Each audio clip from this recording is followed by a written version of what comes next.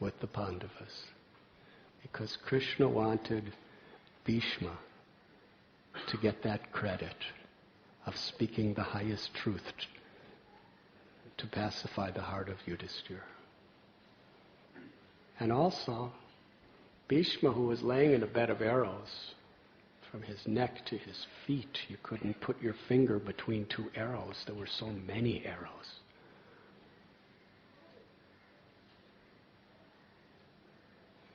And what a Vaishnava Bhishma was. He was such a powerful warrior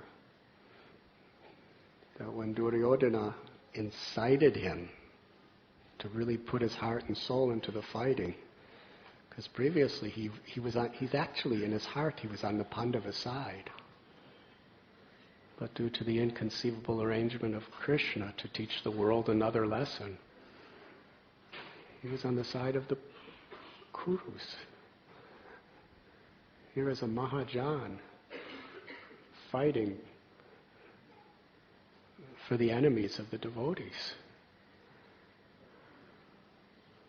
Of course, from the external perspective, it is said because Bhishma was honorable, he could not be the king because he made that vow just to honor his father, that he would never take the throne and he would never marry or have children who could take the throne. So ultimately, he was watching as Duryodhana was persecuting and trying to destroy the Pandavas.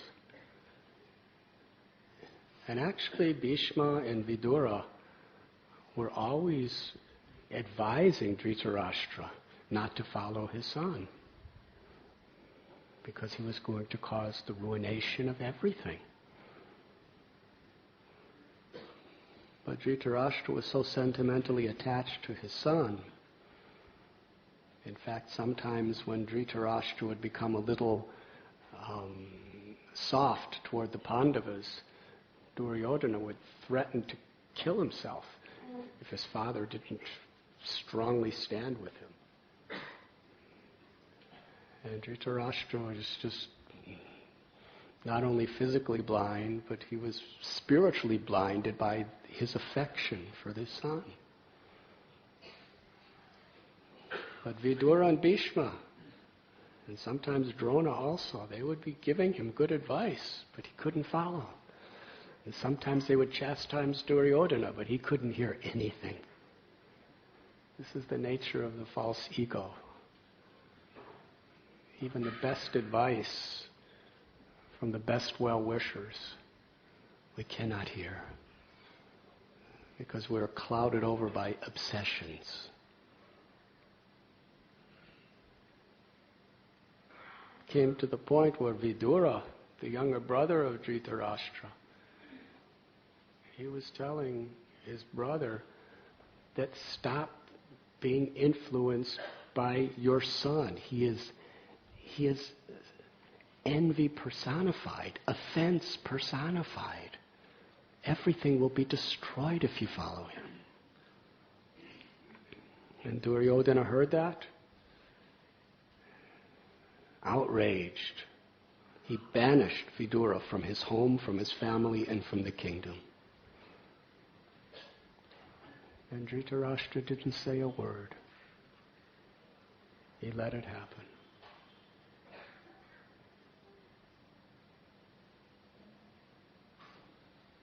But still, Duryodhana was the king, and from the perspective of mundane dharma, it's the duty of everyone to support the king. Duryodhana was maintaining Bhishma, and Duryodhana asked him to be the commander-in-chief, so Bhishma had to do it. But actually he didn't have to do it. According to Srila Prabhupada, he was just so surrendered to Krishna. He knew that the Pandavas would win and the Kurus would die. Why? because he knew that Krishna was on the side of the Pandavas. But Krishna had a plan just to show even the greatest person in the world is going to be defeated if he's on the wrong, if he's against Dharma, if he's not on the side of God. So during the war, Duryodhana, he really started criticizing Bhishma so bad because he was sentimental toward the Pandavas. So Bhishma said, okay, tomorrow I'm really going to fight. And he did. He was like a cyclone. Nothing could stand before him. He destroyed a major part of the entire Pandava army single-handedly in one day. And Bhima with his club, Arjuna with his bow and arrow, Yudhisthira, Sahadev, Nakula, great warriors, Drishtajumna. All they could do is stand on the side and watch. There was no possibility of even fighting against him. He was too much. They tried, but it's like, throwing a stick into a cyclone. That was the military status of Bhishma. And when the sun set, Bhishma honorably stopped fighting. But it was obvious that the next day when the sun rised, no one would survive the Pandavas. Bhishma would destroy everything.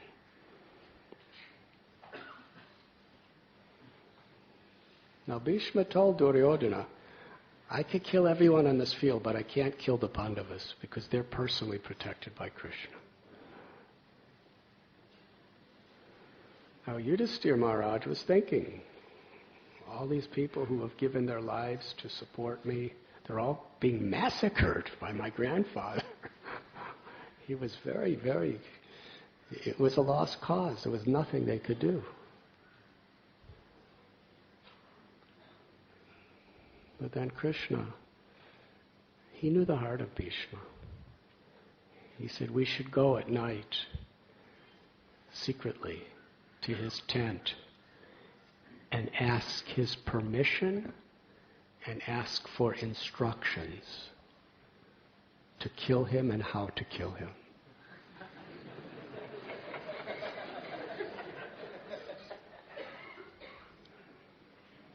Now this is a very different type of battle with honor. So Krishna and the 5 Pandavas, quietly in the dark of night, they went over the lines to where the Kurus were and went right to Bhishma's tent.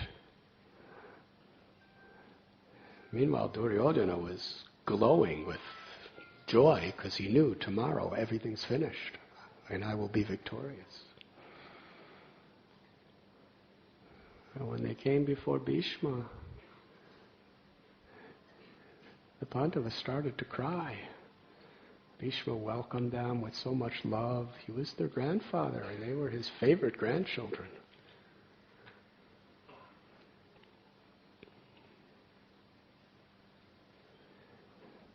Why are you crying? Why do you look so disturbed? And ultimately, they had to speak. We are fighting for Krishna. We can't fight against you. Please tell us how we could kill you and give us your blessings to do so.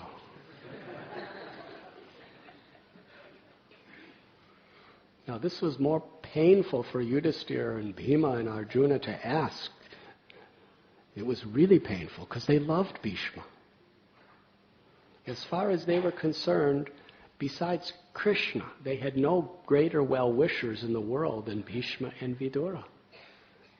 They personally saved their lives on many occasions. Even though due to circumstances they were in a very difficult situation, having to fight for the Kurus. So their hearts were heaving with agony to ask this question.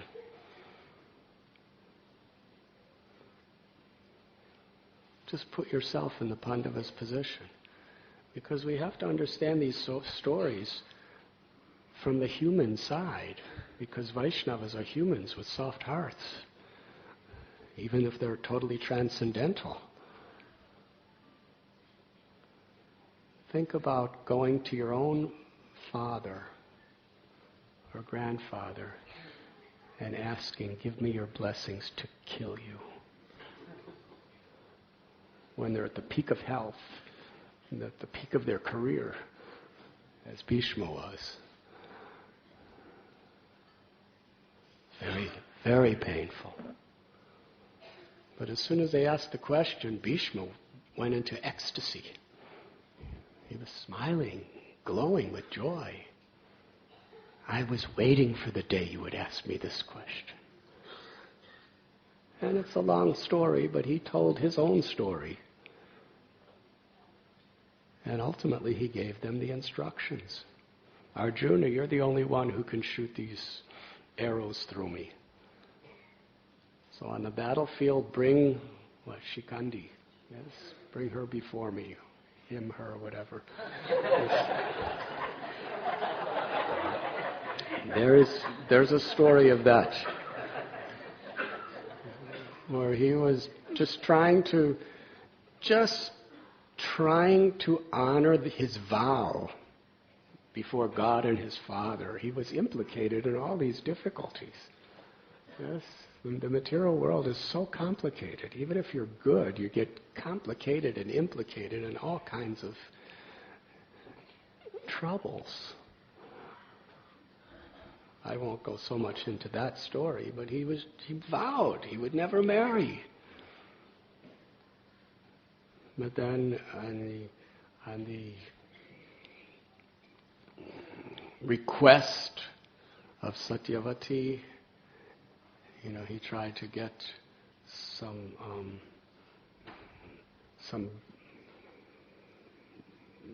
queen princesses for the prince. Yes, so he helped out, and one of those princesses, she was just about to get married to somebody else, and when she told Vichitravirya, the prince, about that, and he said, well, I can't marry you then. Then she went back to the person she was supposed to marry, and he said, well, Bhishma touched you because he kidnapped you to bring you to this other man, so I can't marry you. And nobody will marry you because you've been touched by someone else. It's high standards in those days.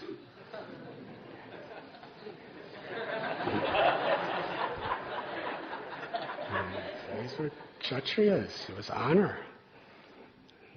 She didn't want to be a widow. So the only person in the world was Bhishma, because he touched her. And all he did is grab her by the hand and put her on the chariot. It wasn't anything romantic.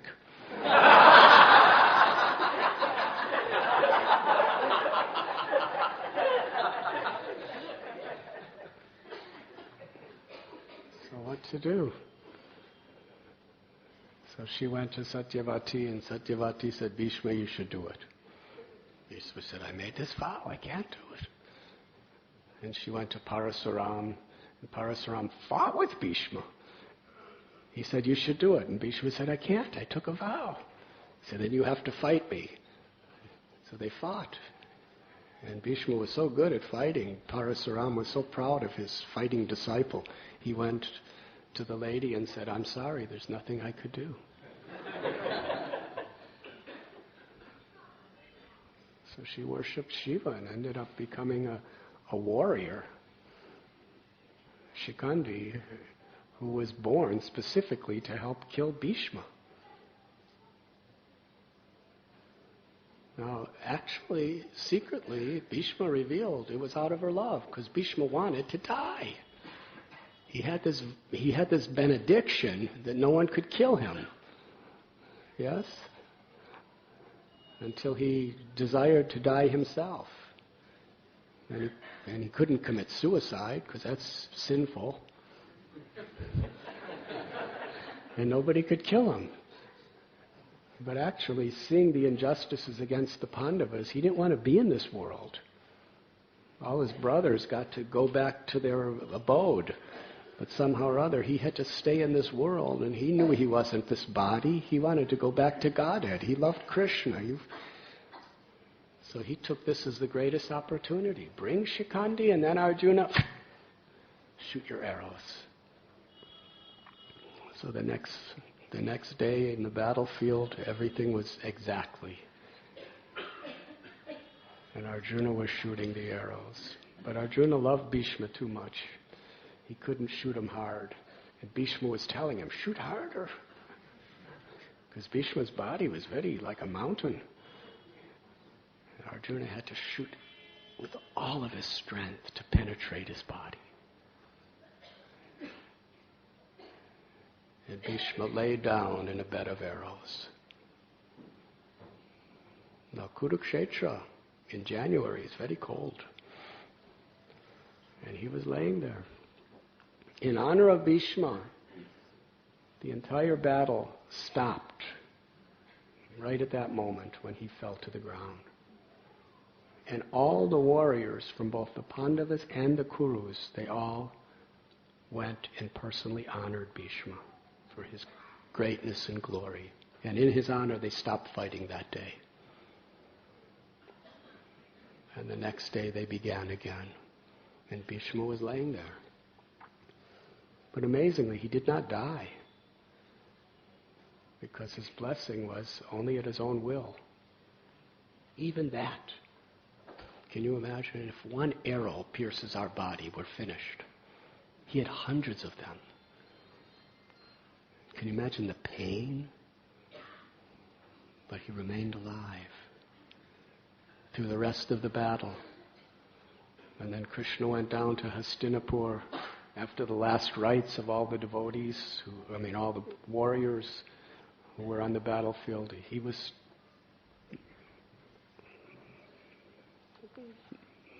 alive. Then the coronation of Krishna, and then the Yudhisthira Maharaj was lamenting. Bhishma knew that Krishna would come back for him. He had that faith. He only wanted to die seeing the beautiful moon-like form of Krishna, Shamsundar. He had that faith. He was waiting on the cold, dusty ground of Kurukshetra all alone for many days. And Krishna actually brought Yudhisthira back there for these two reasons. One, to glorify Bhishma, to show his power, to inspire and give courage and happiness to Yudhisthira, to instruct the whole world through Yudhisthira. But on the highest platform, Krishna wanted to fulfill Bhishma's heart's desire, to stand before him at the moment of death. So here we have Krishna and the Pandavas all bowing down before Yudhisthira Maharaj. And Krishna blessed Bhishma. They all bowed down to Bhishma. Krishna blessed Bhishma to speak these profound truths, to relieve him of all pain so that he can speak. And toward the end of the discussion, in these particular verses that we're reading today, Bhishma, who is a Mahajan, one of the 12 highest, most learned authorities on knowledge, is admitting that no one can understand the plan of the Lord. Why did the Pandavas have to undergo such difficulties?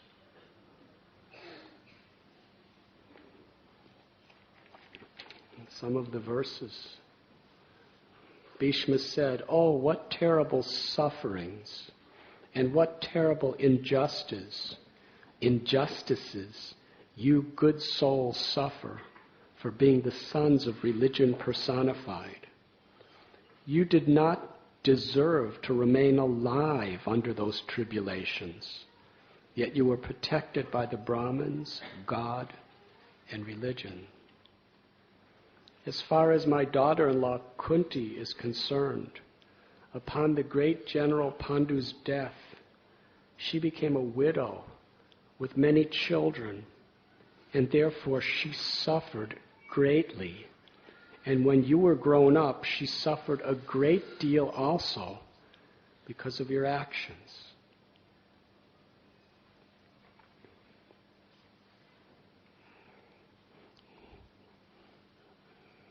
How is it that Kunti, who was so absolutely pure in her devotion, in her love, in her piety, she had to suffer more than anyone? Yes, Draupadi suffered when they were trying to strip her away, but she surrendered to Krishna and Krishna protected her. But then she was exiled to the forest. And the Pandavas, how difficult. There was so much horrible propaganda against them. They were traveling around, living just 2 days ago in Melkote. There's a village named after the Pandavas, because the Pandavas came there. And we went to one place. It takes some time to walk there. Very few people go there. But there are 5 caves where the Pandavas lived. Have you been there, Mahaprabhu? Melkote? Yeah, they're caves. And considering that Yudhisthira Maharaj and his brothers, they were living as the kings of Hastinapur, that was their natural right. When you go and look at these caves, they're real small, simple little caves. As far as caves go, they're actually nice caves. For those of you who have lived in caves, they're quite nice caves. But they're caves. It's no place for a king.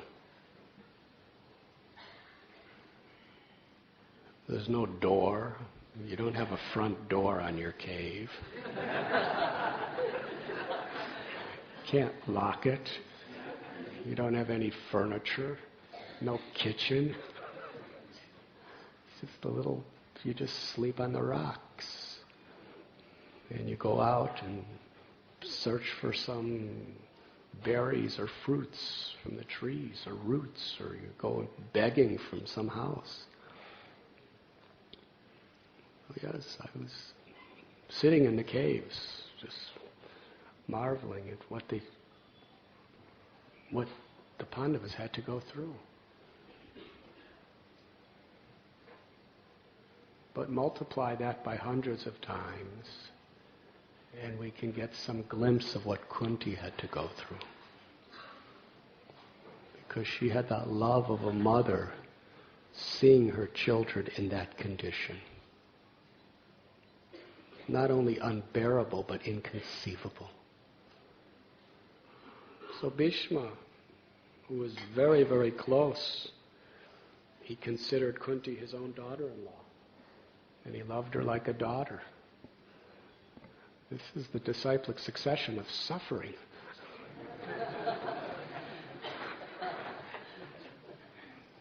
Kunti suffered so bad to see her children her son suffering, and Bhishma is suffering, seeing his daughter suffering. Why? Bhishma's asking this question, why? There's laws of karma where you're supposed to get what you deserve. Kunti didn't deserve this. The Pandavas didn't deserve this. Why?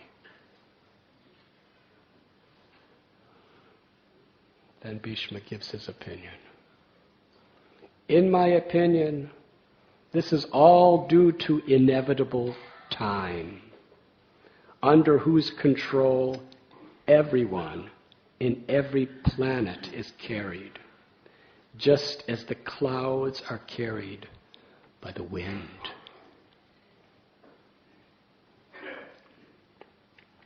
Oh, how wonderful is the influence of inevitable time. It is irreversible. Otherwise, how can there be reverses in the presence of King Yudhisthira, the son of the demigod controlling religion? Bhima, the great fighter with a club, the great bowman Arjuna with his mighty weapon Gandiva, and above all, the Lord, the direct well-wisher of the Pandavas. Bhishma says to Yudhisthira Maharaj, O king, no one can know the plan of Lord Sri Krishna, even though great philosophers inquire exhaustively. They are bewildered. O best among the descendants of Bharat, I maintain, therefore, that all this is within the plan of the Lord. Accepting the inconceivable plan of the Lord, you must follow it. You are now the appointed administrative head, and my Lord, you should now take care of those subjects who are now rendered helpless. In this verse today, what Bhishma is essentially telling Yudhisthira Maharaj is we really just have to have faith in the perfection of Krishna. We cannot understand the details of why he does what he does. What to speak of Krishna, the controller of all controllers? We can't even understand the details of the laws of karma, which are just mundane laws. We can understand the principle,